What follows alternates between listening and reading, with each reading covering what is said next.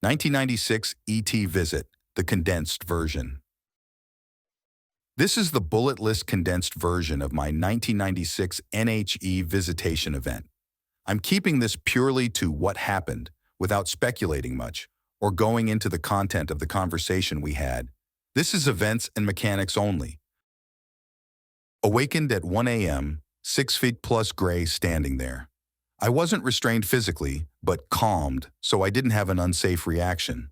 I can hear my roommates down the hall conversing and watching TV.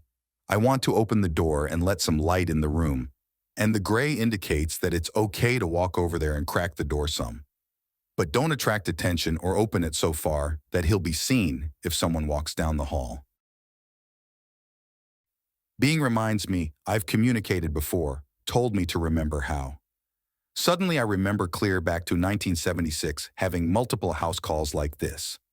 They show up, draw out memories of interest and discuss them with me. Why did you feel this way? Do this thing, make this judgment, etc. Very interested in our emotional maturity, ability to overcome instinctive drives, human social bonding, emotional bonding between people. This is yet another in a series of visits, I'm now aware.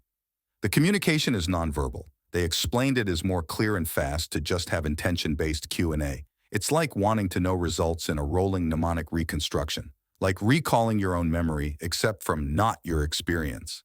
Feels like instant familiarity like you always knew, but it's new info. Likewise, they can draw your imagery and info up. It's utterly unlike any sci-fi concept of mental voices telepathy.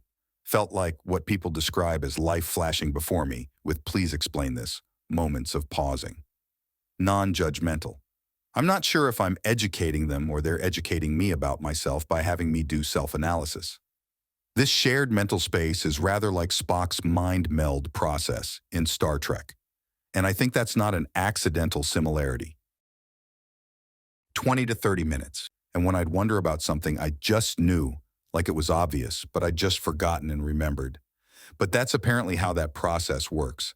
Since the info isn't transferred, just read, you don't keep specifics, just the, I understood about this and that at the time, and I've been trying to unpack that recall since. It wasn't like an explanation in depth, just a, here it is, it makes sense, gnosis state. But when that's gone, it's suddenly a struggle to make sense of it later. They can use verbal language when necessary by dropping the concept into our speech center and letting our own process assign vocabulary to it. Limited by our individual vocabulary, but allows them to appear to speak in whatever our native language is, even to multiple people in multiple languages at same time. They don't need to know your language to use it this way. In response to question about the artificial calming put on me to keep me rational, Gray explained that we require assistance to avoid instinctive reactions that disrupt the encounter. Warned me of a brief, unpleasant demonstration because I wanted to know. It let go, and I got a terror kick of adrenaline and felt primal instinct grab control. Then I was instantly back in calm state again. Gray looks at me like, you get it now? Yes, I sure do. Don't demonstrate again, thanks. He's seen what he wanted. We're caught up until next time, whenever that is.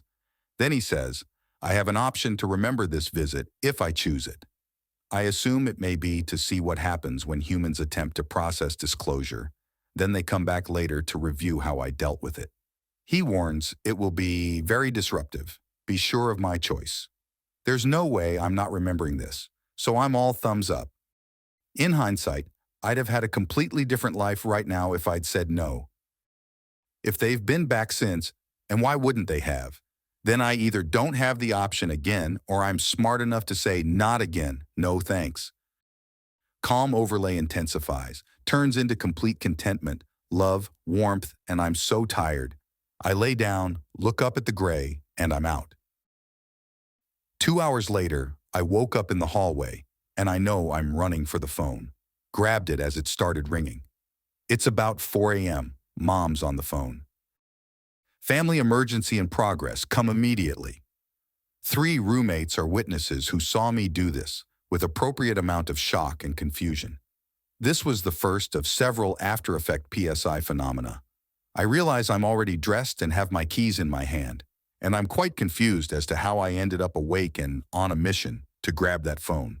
But I have to go, so no time to think about it. The next evening, I'm walking through a department store with my mother. We've been conversing normally for 10 to 15 minutes at least, when I turn the corner and see her several hundred feet away across the store. We both freeze in shock. She jogs over asking, "What the hell just happened? Weren't you right behind me?" And I'm like, "I swore you were behind me the whole time. Let me tell you about the other night." And I drop the ET visit story on her. Then she tells me about her UFOs and missing time 25 years earlier around her family. Never had heard this before. Various other precognitive incidents, spontaneous verbal telepathy with other people where one of us thought the other was talking, but other person in room heard nothing, etc. This faded as the week went on, mercifully.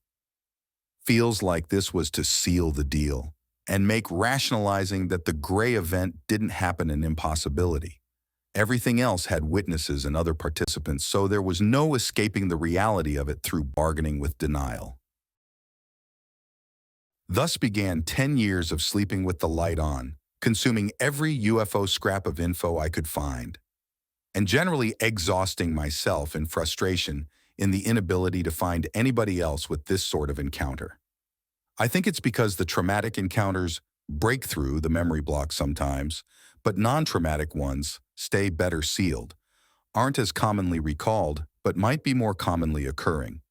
My understanding was that there's nothing special about me, just that they have a lot of humans that they do periodic sampling of. The above stuff is the 100% certain stuff I didn't have to interpret the after impressions of into some meaning. It was just events and solid understandings. I try to keep that as isolated as I can and put my what I think it means and what I think they were trying to show me in another bucket so I don't contaminate certain with speculation. My recollection is that nothing unpleasant went on in any of these encounters. However, that doesn't mean I believe them. This is the factual part of the information. It's just what happened, and no speculation about the mechanics of it, which were explained because I was indeed allowed to ask questions throughout.